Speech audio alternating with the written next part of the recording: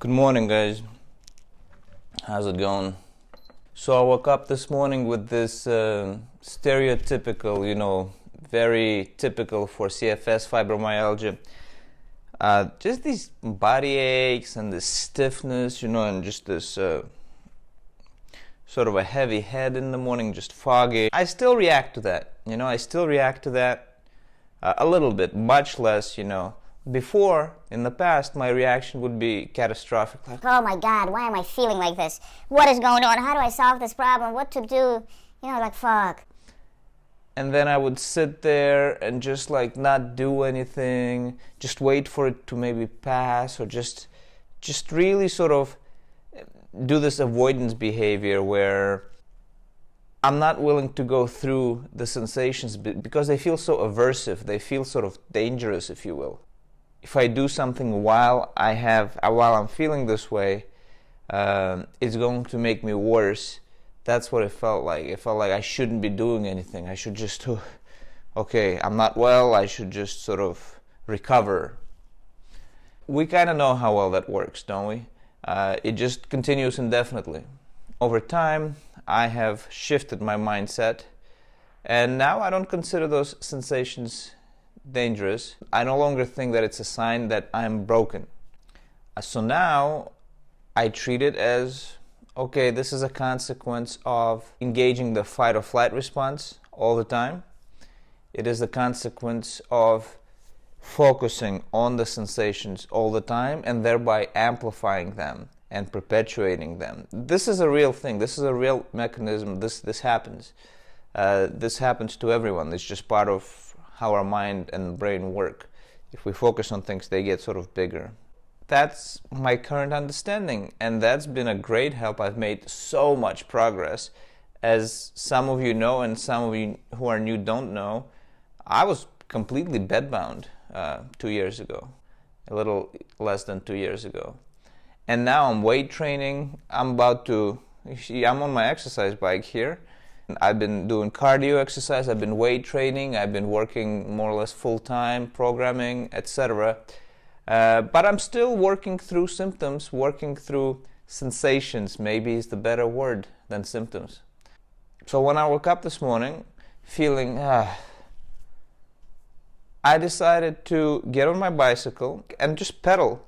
Because each time that I do that, it is evidence to the brain that in fact what you're feeling is not a sign that you're broken.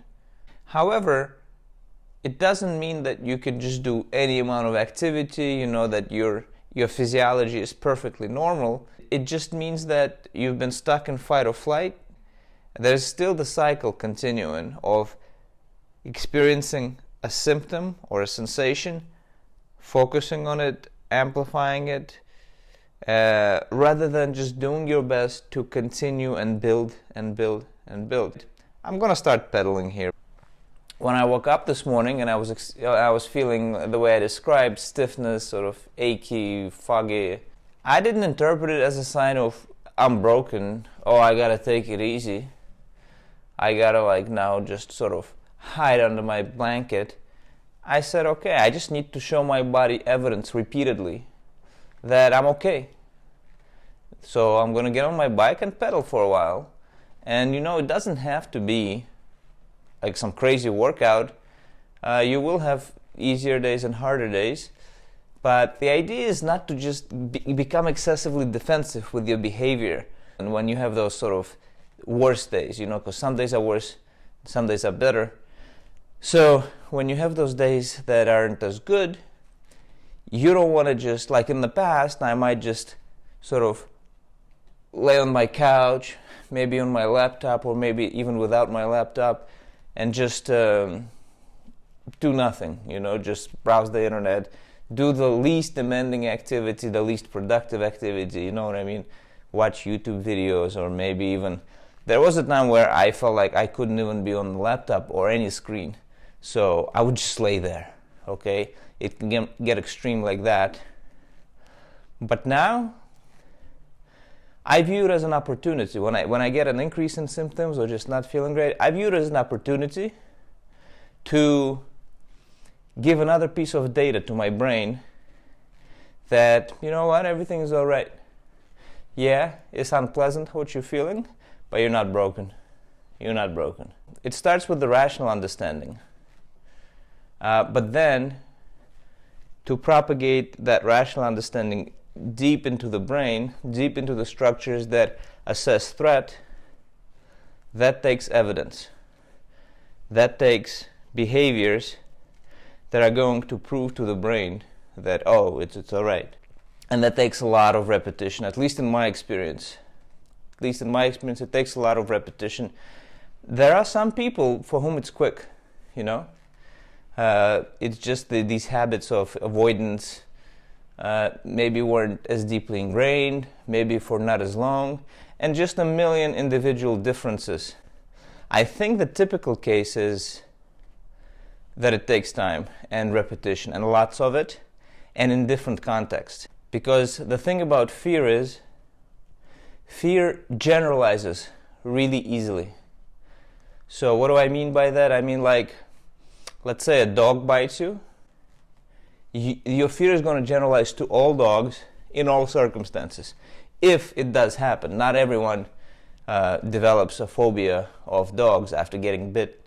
But if it does happen, it very often generalizes wide to all breeds in all contexts, when the incident that triggered it maybe happened with a particular breed in a particular context. In order to then learn that dogs are all right, that they're more or less safe, of course it's possible a dog will bite you again, but generally speaking, dogs are safe. In order to learn that, you then have to expose yourself to dogs in many different contexts, to many different breeds. So the point I'm making is that fear generalizes easily, but safety doesn't generalize so easily. So to counterbalance that learning that you developed about the danger of dogs in this example, you have to now expose yourself to dogs in different contexts, in different breeds of dogs repeatedly, a lot. Yeah, so it's easy to learn fear, it's hard to learn safety. It takes a lot more effort. So that's what I'm doing, and that's what you got to be doing. Just keep steady with it. I mean, that's all we can really do. That's all we can really do.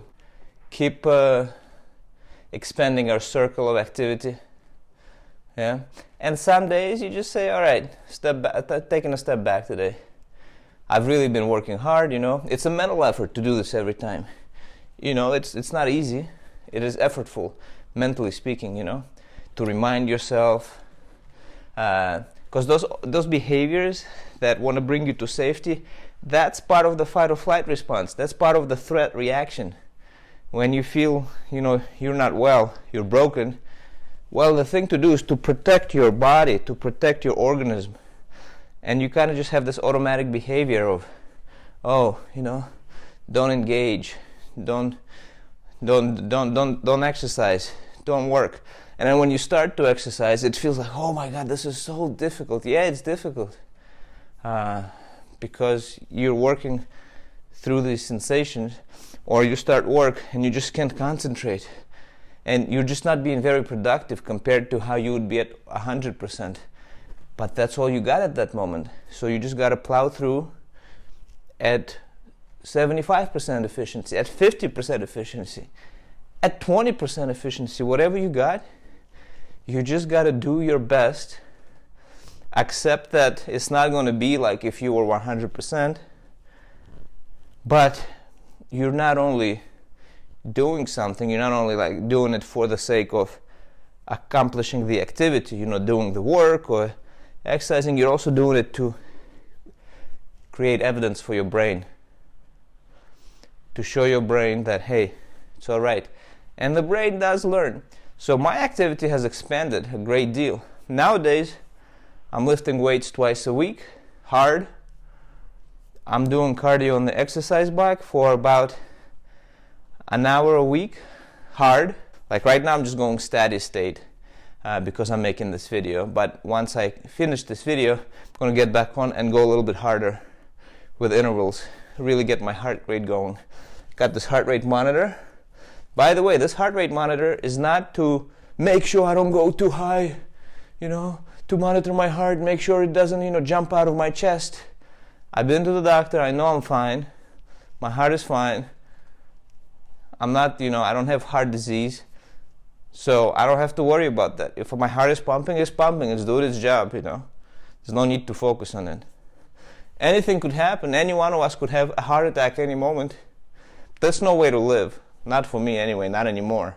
The heart rate monitor is just here for me to track and admire my handiwork, to see, oh, look at the workout you did today, It just gives me that extra bit of feedback and motivation, It's satisfying to look at it and to see, especially now, especially now when I'm sort of coming back from the dead, as someone said in the comments section. That's exactly what it feels like I'm coming back from the dead. So I got this heart rate monitor, and after I finish this video, I'm going to go harder on the bike.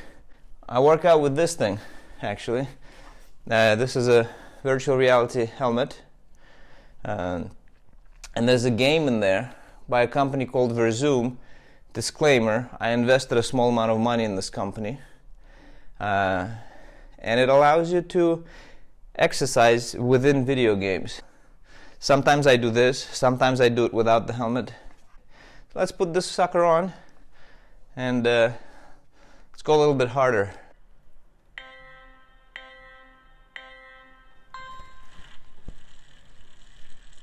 My God, they're getting ahead of me.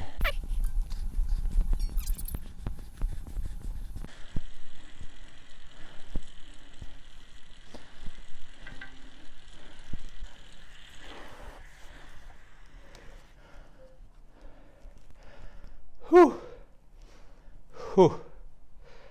So, let's check my heart rate. Got up to 150 BPM. It was good. It was good. I finished it. It wasn't the hardest workout I could do, but I don't always go super hard. I went like 80% today. Yet another piece of evidence for my brain.